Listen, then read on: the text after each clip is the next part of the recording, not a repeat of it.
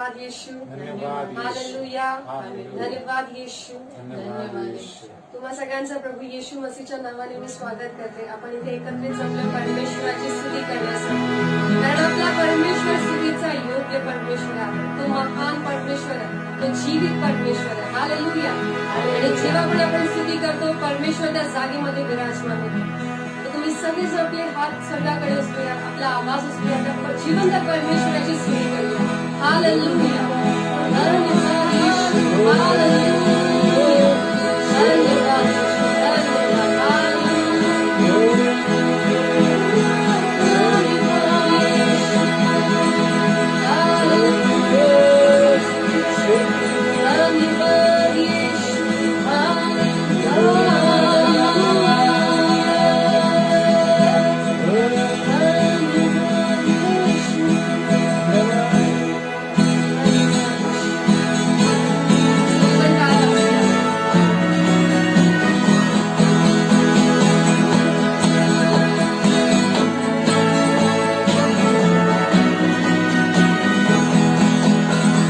स्तुति प्रशंसा हो, तेरी हर पल महिमा हो. तेरी स्तुति प्रशंसा हो, तेरी हर पल महिमा हो. तू अवर्णित है, तू सुंदर है, मेरा पहला पहला प्यार है. तू अवर्णित है, तू सुंदर है, मेरा पहला पहला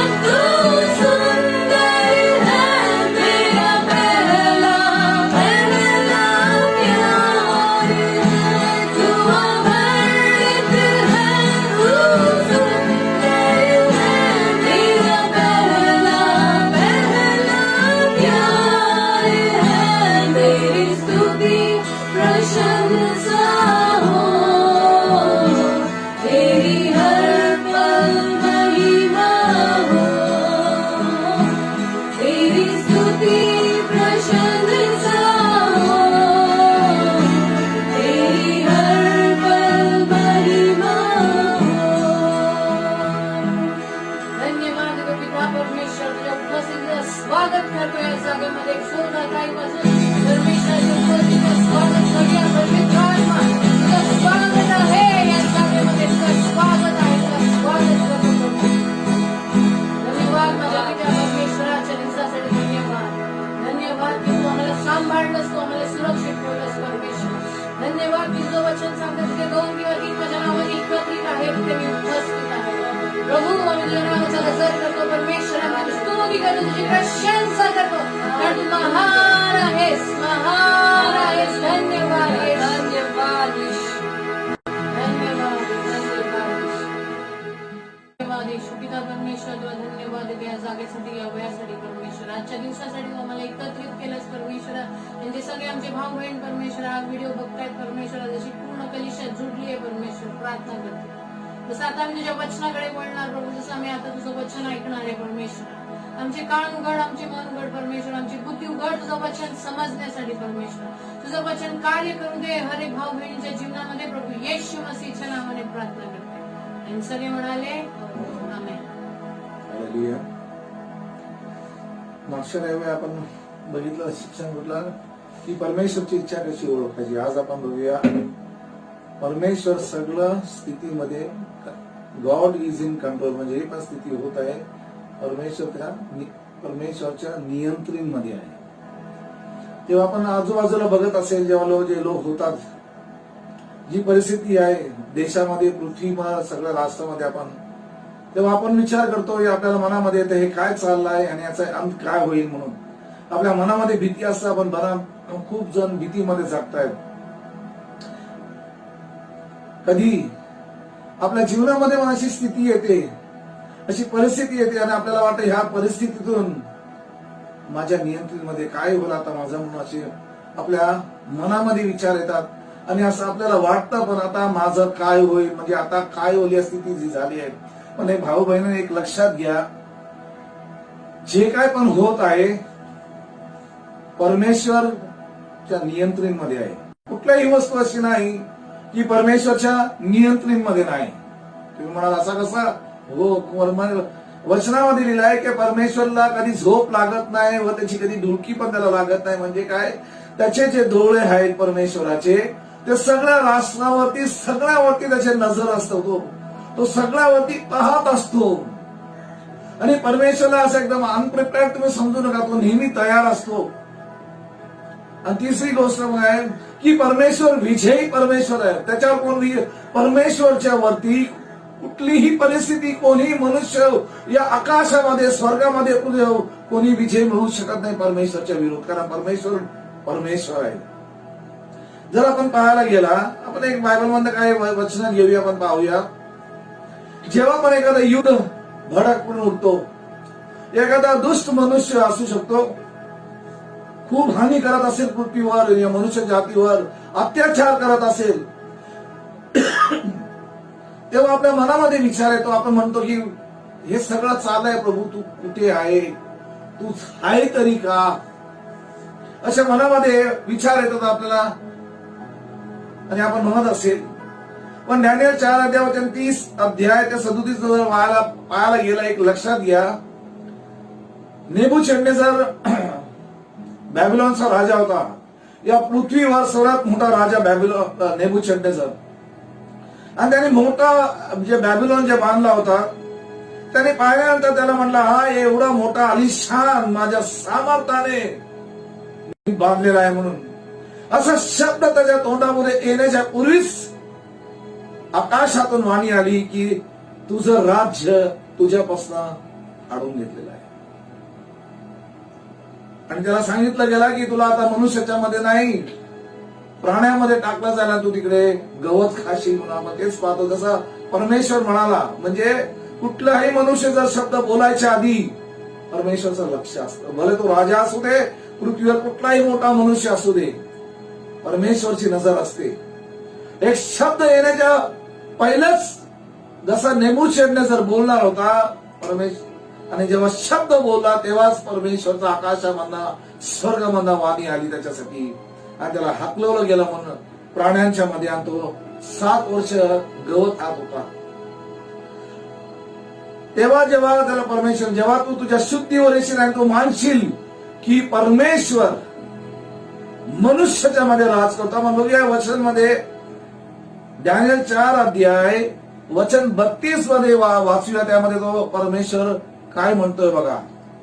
तुला लोकांतून काढून टाकण्यात येईल, तुझी बस्ती वनपशूत होईल, तुला बैलांसारखे गवत खावे लागेल आणि मानवी राज्यावर देवाची सत्ता आहे, तो ते पाहिजे त्यांना देतो. हे तुला ज्ञान होईपर्यंत 7 वर्ष जातील. हालेलुया. काय पाहतो आपण की मनुष्याच्या राज्यामध्ये परमेश्वरच कार्य करतो, कारण परमेश्वर शिवाय कोणच नाही करू शकत. एखादा मनुष्य जर दुष्ट करत असेल तर परमेश्वर त्याला आज्ञा दिली असेल, त्याने करायला त्याला दिला असेल म्हणून तो करू शकतो. परमेश्वरच्या इच्छाशिवाय एक झाडाचा पत्ता पण हलवू शकत नाही. आणि तोच डॅनियलला जेव्हा नेबुकदनेस्सर डॅनियलच्या अध्यायामध्ये जेव्हा 4 मध्ये तो म्हणतो की कबूल करतो की परमेश्वरच आहे, जेव्हा तो ते डोळे आकाशावर लावतो आणि म्हणतो, तो परमेश्वरकडे पाहून म्हणतो की प्रभू, वाचूया 34 अध्यायामध्ये, म्हणजे 34 ते 37 मध्ये वाचूया. ह्या दिवसाच्या शेवटी मी नबुकदनेस्सराने माझे जाळे आकाशाकडे लावले, माझी बुद्धिमत्ता मला परत मिळाली, मी सर्वोच्च देवाचे आभार मानले, जो सदाजीवित देव त्याचा मी सन्मान केला आणि त्याची थोरवी गायली, कारण त्याचे प्रभुत्व कायमचे आणि त्याचे राज्य पिढ्यानपिढ्या राहणारे आहे. भूतलावरील सर्व सजीवाची त्यास शून्यवत आहे. तो स्वर्गातील आपल्या सैन्याचे भूतलावरील रहिवाशांचे पाहिजे ते करतो. त्यास थांबू शकत नाही, विचारू शकत नाही की तू हे का केले. हालेलुया. काय लिहिलं आहे पाहतो आपण. जेव्हा नेबुकदनेस्सर आकाशाकडे पाहून स्वर्गाकडे पाहून परमेश्वरला महिमा आणि आदर देतो, त्यावेळी त्याची बुद्धी त्याला परमेश्वर परत देतो आणि तो स्पष्ट बोलतोय की पृथ्वीवर मनुष्याच्या राज्यामध्ये परमेश्वरच कार्य करतो आणि त्याचं राज्य जे आहे ते पिढी आहे. आणि पृथ्वीवर जेवढे पण रहस्य राहणारे आहेत, या स्वर्गामध्ये जी सेना आहे आणि पृथ्वीमध्ये राहणारे, परमेश्वरला जे पाहिजे परमेश्वर तेच करतो. कुठलाही मनुष्य कोणी त्याला म्हणू शकत नाही हे तू काय केलाय म्हणून, कारण परमेश्वर प्रभू परमेश्वर आहे. हालेलुया. हालेलुया. आपण काय पाहतो, अजून एक आपण वचन घेऊया. इस्रायल जे परमेश्वरचे विरोध होते, परमेश्वरचं ऐकत नव्हते, तेव्हा परमेश्वराने एसेरला त्याच्या उभा केला इस्रायलच्या विरोध, आणि इस्रायलचं जे काय आहे सगळं नाश करायला लावलं. इस्रायलचे जे काय राजा सगळे कोणाला लावलं, सगळ्यांना बंदी करून घेऊन लागलं. आणि गेल्यानंतर आपण घेऊया एशिया अध्यायामध्ये 10 अध्यायामध्ये आपण वाचूया, ते लिहिलंय स्पष्ट मध्ये. त्याच्या केल्यानंतर त्याला मोठा घमंड येतो हृदयामध्ये. त्याला वाटतं मी हे सगळं केलं म्हणजे इस्रायलला मारणं, पण हे तू का केलं, कारण परमेश्वरने तुला करायला लावलं इस्रायलच्या विरोध. कारण इस्रायल जे होते, कारण इस्रायलवरती परमेश्वराचा क्रोध होता, कारण इस्रायलचे जे लोक होते त्याचे ऐकत नव्हते, म्हणून परमेश्वराचा क्रोध त्या इस्रायलवरती. आणि परमेश्वराचा क्रोध असल्यामुळे परमेश्वराने त्यांच्या विरोध एशाला उभा केला, त्या राजाला, आणि न्याय आणला इस्रायल राष्ट्रावरती. जेव्हा इस्रायलच्या राष्ट्रावरती न्याय आणला तेव्हा एशियाच्या राजाला घमंड आला. त्याने सांगितलं माझ्या शक्तीने मी हे सगळं केलं आहे म्हणून, आणि माझ्या बुद्धीने, कारण मी हुशार आहे असं तो म्हणतो त्यामध्ये. तेव्हा त्याला परमेश्वर म्हणतो, वचन 15 मध्ये वाचूया, परमेश्वर त्या राजाला काय म्हणतोय.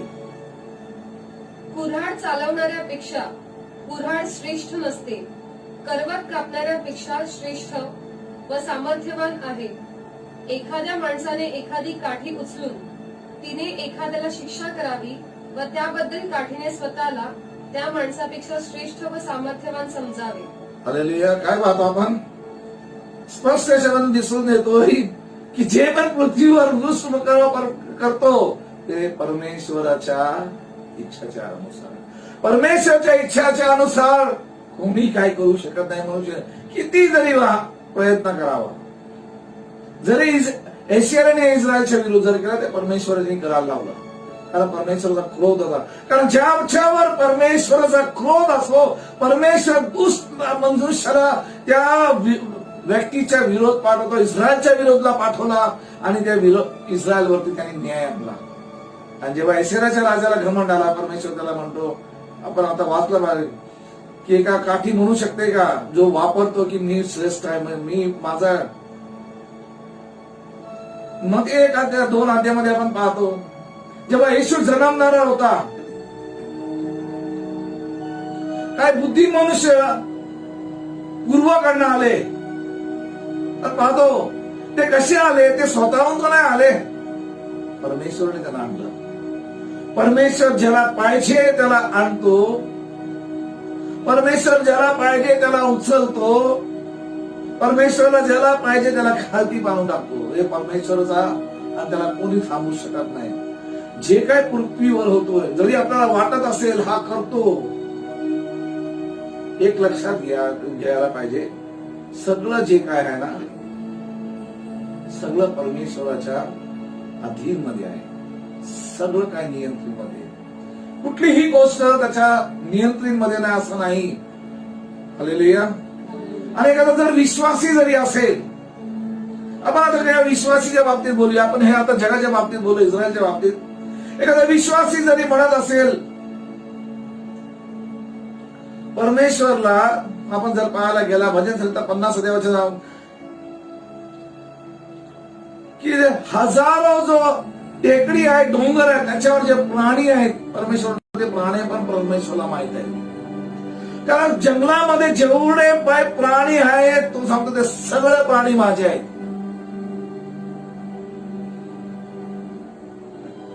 सगळं काय जे आहे परमेश्वराचं आहे. परमेश्वराचं जंगल, पृथ्वी पण परमेश्वराची आहे, जंगल पण परमेश्वराचे आहे, सगळे प्राणी जे आहे परमेश्वराचे आहे. हालेलुया. सगळं जर परमेश्वराचं, तर आपल्याला कशाला चिंता करायची. जर आपल्या जीवनात जरी समस्या पृथ्वीवर आहे, जरी एका विश्वासाच्या जीवनामध्ये संकट असेल, घाबरायला नाही पाहिजे. कारण पृथ्वीवर जेवढे डोंगर आहेत ते सगळे परमेश्वर आहे, सगळे प्राणी जे आहे परमेश्वराचे. आणि जर आपण जर परमेश्वराचा आहे, तर आपल्याला बिलकुल काळजी करायची गरज नाही. कारण त्याच्या वचनामध्ये स्पष्ट बोलतोय, भजन संहिता 37 अध्याय वचन 25 मध्ये तो म्हणतोय, मी तरुण होतो आणि आता म्हातारा झालो आहे, आणि देवाने चांगल्या माणसांचा त्याग केल्याचे मी कधी पाहिले नाही. हालेलुया. चांगल्या माणसांची मुले अन्नासाठी भीक मागताना मी कधी पाहिली नाही. हालेलुया. आपण काय पाहतो इथे की परमेश्वर त्याच्या लोकांना कधी सोडत नाही, कारण तो काळजी करणारा परमेश्वर आहे. एके जरी आपण असेल, जरी की आपली परिस्थिती किती बिकट जरी असू दे, परिस्थिती किती पण खराब असेल, परमेश्वर नेहमी त्याचा कार्य पूर्ण करेल.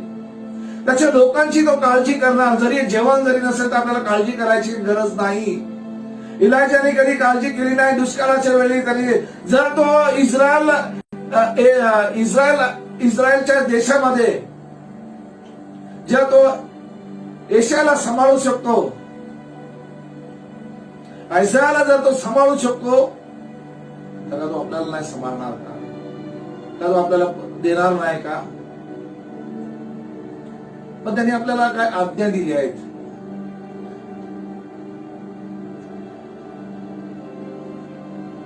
इलायजाला का काळजी करावी नाही लागली जेवणाची, पिण्याची? कारण तो पहिला परमेश्वरचं राज्याचं कार्य करत होता. आणि वचनामध्ये लिहिलं आहे मत्ती 6 अध्यायाचे 33 मध्ये, तुम्ही पहिला परमेश्वरचं राज्य व नीतिमत्व याच्यामध्ये शोधला, बाकी काही नाही, सगळं तुम्हाला दिलं जाईल. कारण परमेश्वरला माहित आहे मला काय पाहिजे, परमेश्वरला माहित आहे मला भूक कधी लागते, आणि मला जेवण कुठून द्यायचं ते परमेश्वरला माहित आहे. मला कुठलं जेवण जे आहे पाहिजे ते पण परमेश्वरला माहित आहे, तो देऊ शकतो. जर तो कावळ्याला सांगू शकतो जाऊन इलायजाला जेवण दे, तो का मला देणार नाही का? कावळा तुम्ही कधी पाहिला का जेवण दुसऱ्यांना देतो? कावळा लोकांचे जेवण हिसकून घेतो आणि खातो. पण परमेश्वरच्या आज्ञासमोर कावळा पण जेवण आणून इलायजाला देतो. त्याला पाण्याची पण गरज नाही. दुष्काळाच्या वेळी जर परमेश्वर एक इलायजाला सांभाळू शकतो, तो परमेश्वर तुला आणि मला सांभाळणार नाही का? परमेश्वराने का इलायजाला एवढं सर्वात पहिलं कारण परमेश्वर जर पाहायला गेला इलायजा परमेश्वरचं राज्य पहिलं करत होता. आपण पण तेच जर करतो, बरं त्यावेळी दुष्काळ असला असं वाटत सगळं संपणार, पण परमेश्वरने सगळ्यांना सोपू दिला नाही. जर तो परमेश्वर इलायजा आणि त्या विधवाला जर ठेवू शकतो दुष्काळाच्या वेळी, तो तुम्हाला आणि मला सोडणार नाही. सोडेल का अशा परिस्थितीमध्ये? तो कधीही सोडणार नाही. अजून आपण पुढे जर पाहायला गेला, सौल राजा आणि दाऊदचा पण बघतो. सौल राजा दाऊदच्या विरोधाला अजून एक आपण पाहूया. दाऊदने चांगलं कार्य केलं, परमेश्वरचा जवळ होता, परमेश्वरचा कार्य करत होता, पण ते सौलला बघायला नाही झालं. सौल त्याला किती मारायचा प्रयत्न, त्याची हत्या करण्याचा, त्याला फसवण्याचा प्रयत्न केला. का परमेश्वरने दाऊदला सौलच्या हाती दिला नाही? परमेश्वर त्याच्या लोकांना सांभाळायला परमेश्वरला माहित आहे. जरी सौल त्या पूर्ण सेना लावली त्याच्या मागे, दाऊदच्या मागे, त्याला मारण्याचं सगळं काय रथ बनवलं त्यांनी. परमेश्वरने दाऊदला सौलच्या आधी सोपवला नाही कधी. परमेश्वराने सौलला दाऊदच्या हाती सोपवलं. जर आपण जर पाहायला गेला याच्यामध्ये, सौल मरतो, दाऊद नाही मरतो. परमेश्वरला माहित आहे परिस्थितीमध्ये आपल्या लोकांना कसं सांभाळलं. दाऊद मला नाही आता सगळं राजा सौल व पूर्ण इस्रायलची सेना त्याला मारायला येत आहेत. आता सगळं परिस्थिती आलं गेली, सगळं बाहेर कंट्रोल मध्ये होत, पण परमेश्वर नियंत्रण मध्ये होता. दाऊदच्या जीवनामध्ये परमेश्वर नियंत्रण मध्ये होता. दाऊदला परमेश्वर सांभाळत होता, मार्गदर्शक करत होता. आपण आता शेवटची एक अजून बघूया. दाऊद राजा झाला, सौल मेला. परमेश्वरला माहिती आहे आपल्या लोकांना कसं सांभाळायचं. कारण तो म्हटलाय मी कधी तुला सोडणार नाही, कधी तुला त्यागणार नाही. तो परमेश्वर जर माझा आहे, तो परमेश्वर मला पण सांभाळेल. सैतानाने योजना बनवलेल्या मनुष्याला जातीला फसवला, आदम हव्वा, आणि सगळ्या जगामध्ये जेवढे मनुष्य जाती आहे सगळ्यांना पापामध्ये त्याने अडकवलं, सगळ्यांना पापामध्ये गुंतवलं त्यांनी. सगळ्या जगामध्ये जेवढं मनुष्य जाती आहे असं एक पण मनुष्य जातीला त्यांनी सोडलं नाही. सगळ्यांना त्यांनी काय केलं? पापामध्ये अडकून ठेवलं. परिस्थिती एकदम असं वाटत होतं सगळं मनुष्य नाश होईल. परमेश्वरनी बनवलेलं त्याच्या स्वरूपाने मनुष्य आज नरकामध्ये जात आहेत असे सैतानाला वाटलं. मी मनुष्याला फसवलं, मी त्यांना परमेश्वरकडनं काढून घेतलं, मी त्यांना माझ्या वस्त्रामध्ये केला, मी त्याला पापामध्ये अडकलो, ते पापामध्ये अडकले, ते नाश केल्यावर त्या सैतानाला असं वाटलं आता यांना कोण सोडू शकत नाही, सगळे माझे आहेत.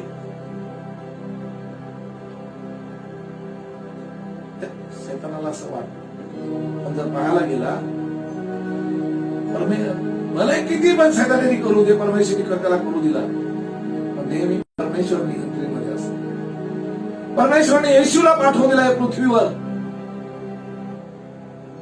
आणि रोमियो 5 अध्याय 6 ते 8 मध्ये जेव्हा तो येऊन आपल्यासाठी वधस्तंभावर गेला, तो येऊन वधस्तंभावर मेल्यानंतर तो कुठला नीतिमान मनुष्यासाठी मेला नाही, की जे चांगले काम करत त्यांच्यासाठी मेला नाही, तो धार्मिक काम करत त्यांच्यासाठी मेला नाही, चांगल्या माणसासाठी नाही आला तो, नाही तो कुठल्या नीतिमान मनुष्यासाठी आलाय पृथ्वीवर, त्यासारखं पापी मनुष्यासारखं आला. त्यामुळे त्यावेळी काही सामर्थ नव्हता, काही शक्ती नव्हती, पापामध्ये अडकलो होतो, पापामध्ये फसलो होतो, मी पापामध्ये होतो, मी सैतानाच्या मध्ये हातामध्ये होतो. आणि मग येशू वधस्तंभावर म्हणून मला त्याने पापात असं त्याचं महान प्रेम आहे. अशी कुठली स्थिती परमेश्वरच्या नियंत्रण मध्ये नाही असं बिलकुल नाही. जरी परमेश्वर कुठली परिस्थिती जर होऊ देतो, पण एक लक्षात आपला खात्री पाहिजे, विश्वास पाहिजे, भरोसा पाहिजे की परमेश्वराच्या नियंत्रण मध्ये सगळं काय आहे. परमेश्वराने मनुष्याचे पाप क्षमा केले. मग ते 26 वचन 28 मध्ये दिलेलं आहे. त्यांनी मनुष्यावर करार करून त्यांनी त्याचा रक्त वाहूला आम्हाला पापाची क्षमा दिली. जरी सैतानाला वाटलं मी त्याला पापामध्ये फसवला, आता मनुष्य तर सुटू जगात आहे, पण परमेश्वराने प्रभू येशूला पाठवून या पृथ्वीवर तुम्हाला मला मला सगळ्यांना त्यांनी पापातून काढलं. पापातून त्यांनी मला सोडलं. त्यांनी मला सैतानाच्या हातातून सोडवलं. सैतानाला वाटलं आता मनुष्य माझ्या हातामध्ये आहे, कुठे जाऊ शकतात, आता कोण त्याला सोडू शकतो, पण परमेश्वर आहे. त्यांनी मला सोडवलं. त्यांनी प्रभू येशूला वधस्तंभावर टाकून माझे सगळे पाप त्याने स्वतःवर घेऊन मला त्याने नवीन जीवन दिलं. तो आहे अनंतकाळचा जीवन. एक लक्षात घ्या, मला भली कुठलीही परिस्थिती कशी पण असू दे, माझा विश्वास परमेश्वरमध्ये तसा पाहिजे की कधी न हल्ला, आणि पूर्ण खात्री आणि भरोसा आणि विश्वास पाहिजे की जे काय होत आहे परमेश्वरच्या नियंत्रणमध्ये आहे. जर परमेश्वरच्या नियंत्रणमध्ये नसतात तर सगळ्या जेवढे आकाशामध्ये जेवढे ग्रह आहेत सगळे पडले असते, मनुष्य नाश झाले असते. कुठलाही पत्ता हलू शकत नाही परमेश्वरच्या इच्छेच्या अनुसार. जर परमेश्वर जर होऊ देतो पृथ्वीवर तर त्याची इच्छा आहे, त्यांची इच्छा आहे, त्यांनी करायला लावलं म्हणून होत आहे पृथ्वीवर. तर परमेश्वरला माहित आहे त्याच्या लोकांना कसं सांभाळायचं. जर तो परमेश्वर दाऊदला सांभाळू शकतो तर तो तुम्हाला आणि मला पण सांभाळू शकतो. जर तो परमेश्वर जर इलायजाला जेवण देऊ शकतो दुष्काळाच्या काळामध्ये 3.5 वर्ष पृथ्वीवर पाऊस होता, तोच परमेश्वर तुला मला जेवण दे. काळजी करायची जरा पण असं समजू नका आता माझा दिवस कसा जाईल, माझं जीवन कसं जाईल, मी कोणावर भरोसा ठेवू, आता माझं काय होईल. परमेश्वरावर विश्वास ठेव. मनुष्यावर विश्वास ठेवणं व्यर्थ आहे. फक्त परमेश्वरावर भरोसा ठेव, कारण त्याच्यावर विश्वास ठेवणारा कधी लज्जित होणार नाही. हालेलुया. त्याच्यावर विश्वास ठेवणारा कधीही पण लज्जित होणार नाही. तो परमेश्वर सगळं काय नियंत्रण. माझं जीवन जर त्याच्यामध्ये आहे आणि तो माझ्यामध्ये आहे तर मला कोणाची घाबरायची गरज नाही. जरी पृथ्वीवर भूकंप आला तरी मला घाबरायची नाही, घाबरायची गरज नाही. जरी पृथ्वीवर पाणी नाही मला घाबरायची गरज नाही. जरी झाडात फळ नाही मला घाबरायची गरज नाही, कारण परमेश्वर माझ्यामध्ये आहे आणि मी परमेश्वर. जर तो इलायजाला स्वर्गातून आणून जेवण देऊ शकतो तो तुम्हाला आणि मला पण देऊ. हालेलुया. त्याच्यासाठी कुठलीही गोष्ट असंभव नाही, सगळं काही संभव आहे. हालेलुया. तुमच्या घरी आपण प्रार्थना करूया. प्रभूशी धन्यवाद देतोय मला आणि आमचा विश्वास आहे सगळं काय तुझ्या नियंत्रणमध्ये आहे. धन्यवाद देतो की आमचं जीवन बरोबर सगळं तुझ्या हातामध्ये आहे. आणि तू धन्यवाद देतो जसं तू इलायजाला सांभाळला प्रभू, दुष्काळच्या वेळी तू आम्हाला सांभाळतो. यावेळी जसं तू दाऊदला सांभाळला प्रभू सौलच्या हाताने, तू आम्हाला सांभाळला. जसा तू इस्रायलला सांभाळला प्रभू सैतानाच्या हातातून सोडवलं, राष्ट्रातून त्याला सोडून त्याच्या देशामध्ये घेऊन आला प्रभू. तू पण आम्हाला सुरक्षित ठेवतो प्रभू. आणि आम्ही धन्यवाद देतो तुझ्या वचनामध्ये की तू परमेश्वराच्या बरोबर आहे, कधी सोडणार नाही, कधी त्यागणार नाही. आणि तुझं राज्य प्रभू पिढी युगानुयुग चालत नाही, ते कधीही संपणार नाही. या Ashish